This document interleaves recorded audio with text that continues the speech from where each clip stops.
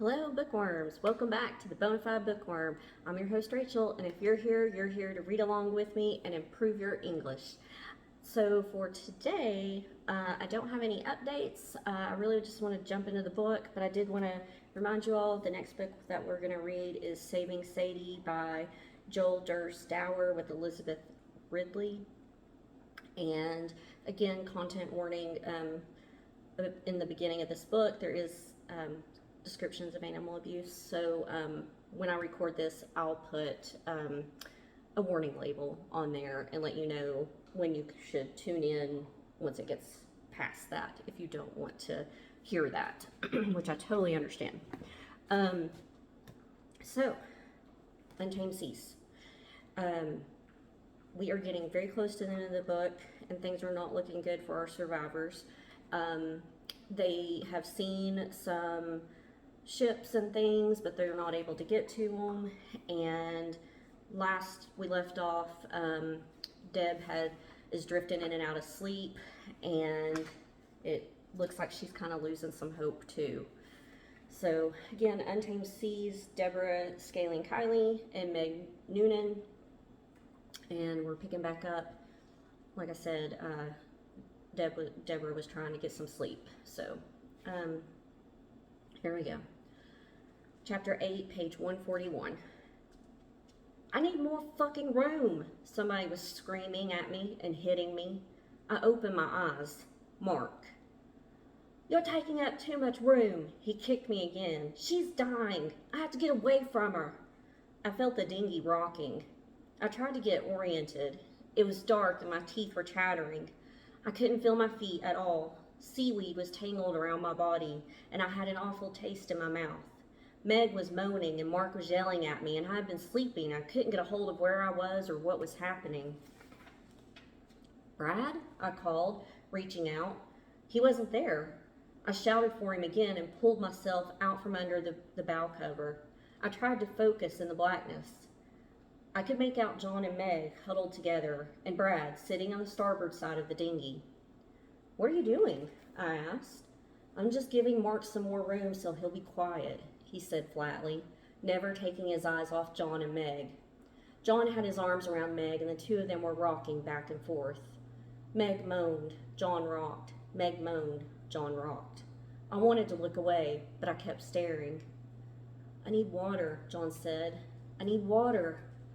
My ankle's cut, Mark said, clutching his foot. It's infected. I know it's infected. What if I get the same disease she has? I have to move. I need more bloody room. Look at her. She's going to die. She's going to die. I have to get away from her. She's going to die. I knew I should try to shut him up, but I said nothing. I didn't have the energy. Maybe Meg couldn't even hear him now. What was the point of trying to stop anyone from doing anything? Mark was screaming, and John was rocking, and Meg was moaning, and Brad was just sitting there staring at nothing. The stench and the filth and the rot and the emptiness. It was the darkest, darkest nightmare. If only it would rain, I thought. A warm rain, soft and steady. Everything would be better if I could feel the rain on my skin, let it run over me, wash it all away.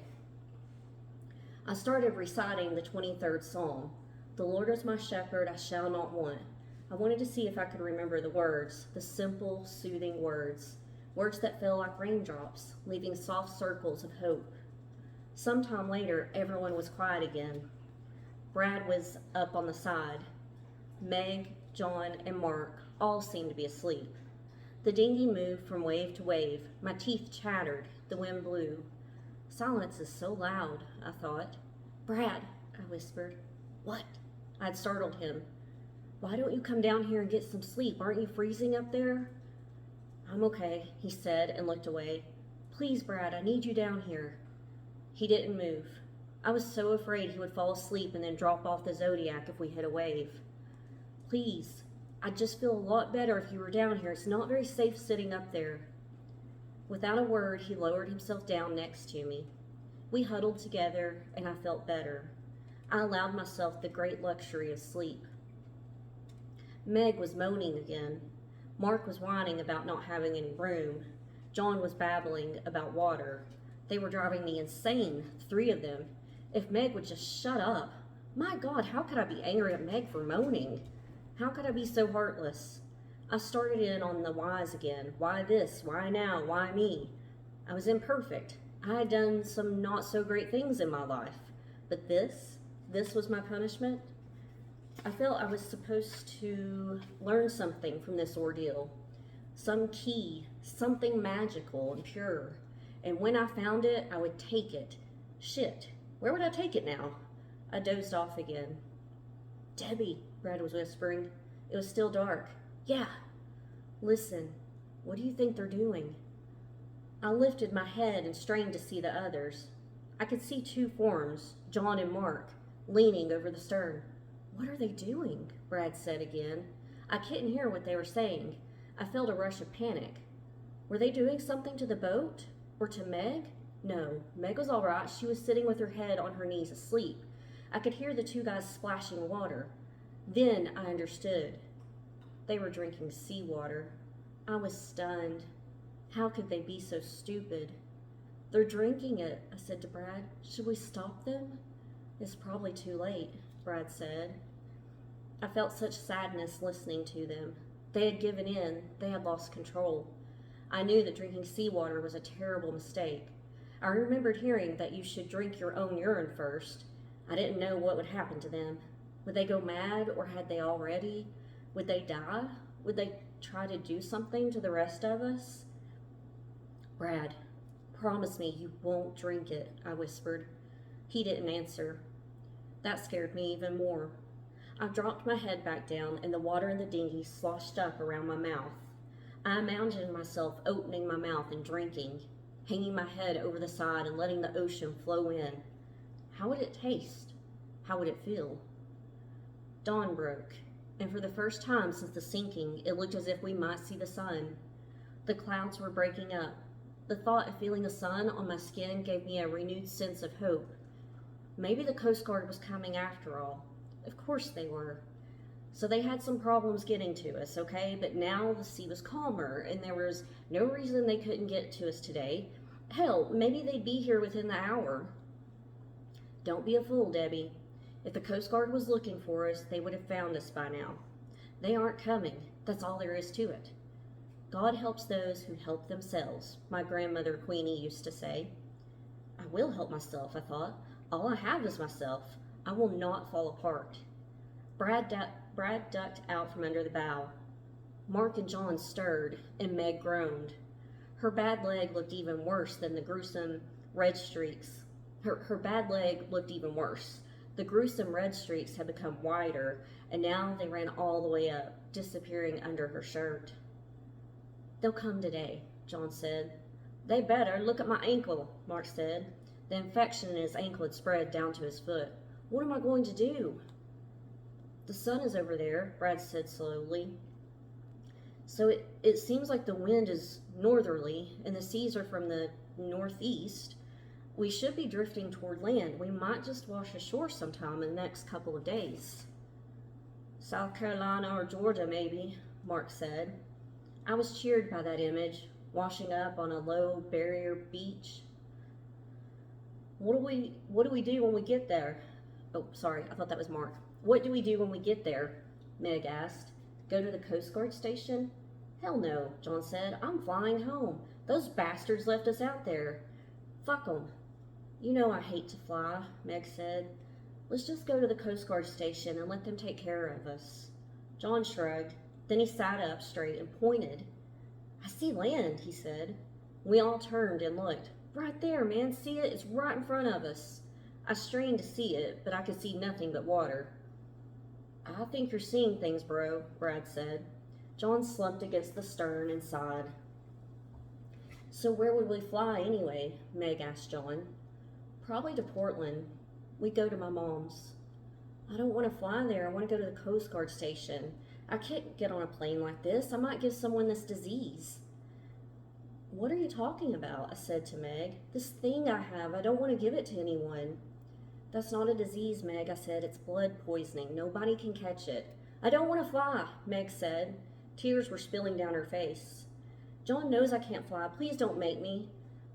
John put his arm around her. It's okay, Meg, I said. You don't have to fly. When we get there, we'll put you on a train or rent a car or something. We'll do whatever you want, Brad said. She continued to sob. Christ, Meg, shut up, Mark said and kicked at her. She wailed harder. John didn't seem to notice. We don't have to fly. We'll just get the car, he said. We're right off Falmouth. We'll just drive to the hospital where my mom works. She'll take care of us. I couldn't believe John would tell Meg such a cruel lie. Then I realized that he believed what he was saying. We're not off Falmouth, Brad said. We're out in the middle of the Atlantic Ocean somewhere. We're nowhere near Falmouth. Bullshit, it's right over there, John said with conviction. What the hell is wrong with you? Mark said. Nothing's wrong with me, John said angrily. Brad suggested Meg move up to the bow for a while. He thought if she tucked her legs up under the bow, no one would be able to bump them. Deb and I can sit on the sides, and Mark can scoot to the back, and you could stretch out a little more. I nodded in agreement, though I wasn't happy about having to give up my spot. What about my foot? Mark whined. I need to stretch out too. I want to get up there. Meg's in worse shape than you, Mark, I said. I'm going to sit up there next, Mark said. John and Brad helped Meg slide up to the bow. John moved as if he were in a trance. His eyes were fixed and his movements slow and unnaturally deliberate. I sat up on the side for a few minutes, but I was too exposed to the wind, so I dropped down to the floor and leaned against the stern. Nobody said anything. I searched for what I thought was the western horizon, looking for land, for anything. Quit it, I heard Meg say. You're kicking me. I'm not kicking you, John replied. Cut it out. Quit bitching. All you do is bitch, John snapped. Where are my fucking cigarettes? Mark suddenly shouted. His eyes were wide and wild looking, and he was digging through the small mound of rotting seaweed in the bottom of the dinghy. Who took them? What are you talking about? Brad said. You don't have any cigarettes. What the fuck? You took them, didn't you? Mark said to Brad. There aren't any cigarettes. Even if you did have some, they would have been sopping wet by now. I have cigarettes, Mark said slowly. Where'd you get them? Brad asked. I just went to the 7-Eleven and I bought beer and cigarettes, and I want to know who took them. I stared at Mark in disbelief. He was out of his mind, totally gone. Mark, I said, thinking I might be able to reason him back to reality. If you did just go to the 7-Eleven, then why the hell did you come back? Mark sat in the rotten seaweed and stared down at his palms. He looked at Brad, then at me, then at Brad again. He blinked fast as if he was trying to focus, then pulled his shoulders up toward his ears and winced and closed his eyes. He tried to speak, but the words seemed to get jammed up in his mouth. Where are my bloody cigarettes? He stammered, and resumed pawing through the stinking weed. Then Meg was shouting at John again, and John was shouting back, and Mark was ranting, and I felt myself drowning in the sound of their voices, the whining, the shouting, the crying, the complaining. Why couldn't everyone just be quiet? I saw John kick Meg. He was doing it on purpose. She wailed, and he kicked her again. Stop it, John, I said. Don't you think she's in enough pain without you making it worse? Leave her alone. John continued to jostle Meg. Meg continued to scream and cry. Mark was still trying to find his cigarettes. Finally, Meg said she didn't want to be next to John anymore, so Brad and I helped her back to the stern. Mark immediately said it was his turn in the bow. While Brad and I were easing Meg back into position, I heard a strange noise. I turned in time to see John at the bow, ripping off the rubber patch that secured the painter to the dinghy. Brad and I hollered at John, but he pulled it off cleanly and threw it into the water before falling back against the stern. My knees buckled. I knew that in that next second, the air would come hissing out of the Zodiac. I crawled forward and Mark shouted, Where the hell do you think you're going? It's my turn. I fell onto the bow and ran my hand over the rubber where the patch had been. Maybe I could plug the hole somehow. Maybe there was a chance. To my relief, it seemed intact. There was no hole, no escaping air, no damage at all. Are you trying to kill us? I said to John, but I could see that he had no idea what he had done. His eyes were flat and dull. He was 1,000,000 miles away. I knew he was in big trouble. Maybe it was hypothermia, or maybe the effects of drinking salt water. Mark pushed me aside so he could claim his spot in the bow. I moved back to the spot where Mark had been sitting. Meg sat crumpled in the corner, whimpering. I followed John's every move, terrified of what he might do next. I spotted the air valves in the stern. Please don't notice them, I said to myself. I willed John to look the other way. I had to stretch. My legs were cramped and stiff. Mark had become engrossed again in searching for his phantom cigarettes, so I didn't think he would notice if I stretched my legs out straight just for a minute. As I unfolded them, I saw how swollen they had become. The saltwater sores had grown too. My skin looked as if someone had stubbed out big cigars on it. Some of the sores were red and hot and oozing. I wondered whether I'd be able to walk once we got back to land. Suddenly, I felt a searing bolt of pain shoot up my left leg, through my groin, and up to the top of my head. I screamed and flew forward and slammed my fist into Mark's back. Bastard! He had twisted my wounded toe. Blood spurted from it. Why can't you leave everyone alone? Brad shouted. She's in my place, he said. I want it back. He pushed me out of the way and crawled to the port side. Brad and I moved back to the bow. I kept my eyes on Mark and John. Hey, Mark said to John, want to smoke? Sure, John said. Got any? Under the seaweed, up there. Mark moved toward the bow again. Mark, listen to me, man. There aren't any smokes or beer or anything up there, Brad said. We're out in the middle of the ocean. I got some sandwiches, John said. You want one? It was pure horror, watching Mark and John carry on about their cigarettes and their sandwiches. They seemed to genuinely believe they had just been to the store and picked up supplies, as if they were just out on a day sale. They had both moved simultaneously into some other reality. Okay, where are they? John hollered, picking up seaweed and tossing it overboard. I know they were here. Where are my bloody fags? Mark asked. I know you took them. He started to come at me, but Brad put up his hand to protect me. She doesn't have them, Mark, Brad shouted. Leave her alone. Mark stared at us, then collapsed back against the side of the Zodiac. John slid down next to him, looking confused. I slept. It was a tortured, fitful sleep, full of voices and cries. I awoke with the feeling that a shadow had just crossed my face. I sat up. Everyone was sleeping. It was dusk again. The clouds that had blocked the sun for so long were finally gone. I knew that this night was going to be colder than the others. The clouds, at least, had held in some warmth. Now I knew for sure where the west was, and I tried to convince myself that we were drifting in that direction. I watched the sky as we rode the swells and slid westward toward land, toward life. Meg's moans startled me. Had I been asleep again? The eastern sky was indigo black now and pricked with a few bright stars. The western horizon still held some light. Meg, I said quietly. I didn't want to wake John and Mark. She moaned again. Meg, do you want to try sitting up here? You could stretch your legs out again.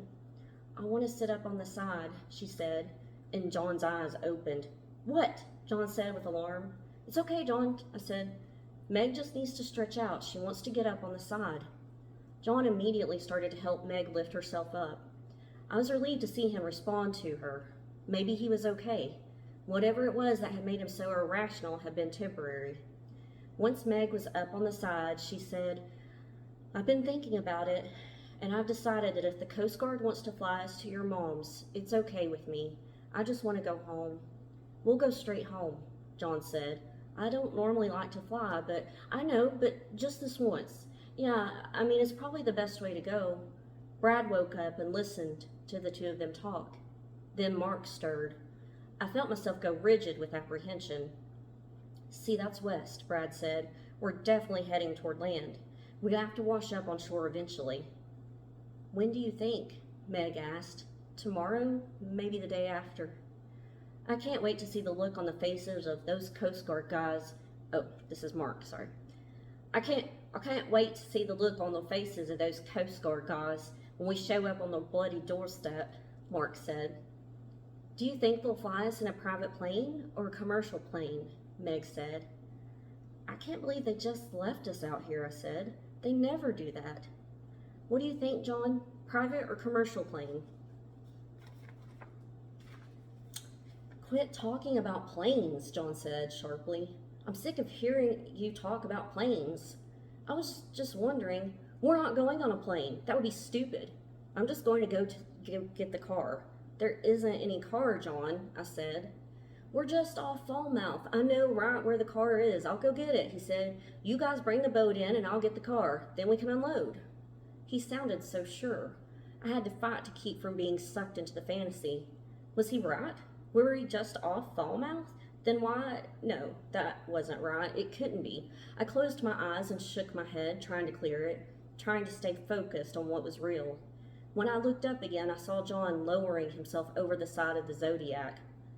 What are you doing? Brad and I both hollered. I'll be back in a few, John said matter-of-factly. What about the sharks? Mark asked. John, if you leave this dinghy, we may not be able to get you back in. I said, it's almost dark. Why don't you just come on, back in now? I was trying to keep my voice even and calm. I had no idea what John was going to do, what might set him off. Was he just trying to get warm? Did he really think we were close to home? I can't take this anymore, he said. I'm going to go get the car. Brad and I looked at each other. John's hands slid away from the gunwale, and he began to swim. He stopped for a minute, treading water and looking back at us. I thought he might be playing a sick joke. Meg was begging him to come back, pleading with one of us to go get him. Should I go after him? Brad said to me. I didn't know. I couldn't think. Was he really going to just swim away? Should I? Brad sounded panicky. John turned and started stroking away from the Zodiac. John! Meg cried. You can't go after him, Brad, I said. There was almost no light left in the sky. It would be impossible to force him back to the dinghy, and it could be suicidal to try. What if Brad went in and we lost him too? We all watched John swim. Meg, her hands over her mouth, was shaking her head slowly and sobbing. John went up over a swell, disappeared, then reappeared farther off. Should I go? Brad asked again. Don't go after him, Meg said quietly. He's gone. We rode up a big swell, and I saw John's head again, dark against the dark sea. And then we heard a terrible, gut-twisting scream. My God, he's calling me, Meg said, and dissolved into tears. We scanned the black water, hoping for another glimpse of him. But Meg was right. John was gone. Ooh, my goodness. This is very intense. So, I don't know if the salt water hastened, whatever was going on mentally, or what. I'm gonna have to look that up, because I know you're not supposed to drink salt water. I guess it just dehydrates you faster, but I don't know physically what it does to your brain. I guess you go a little crazy, maybe. I don't know. So sorry, such a sad note. Like I said, we're gonna switch to another book soon. We gotta make it through this though. Wherever you're at, I hope it's great. A great day, week, month, year. And I hope you come back here to the Bonafide Bookworm. Sorry, it's sad. Bye, guys.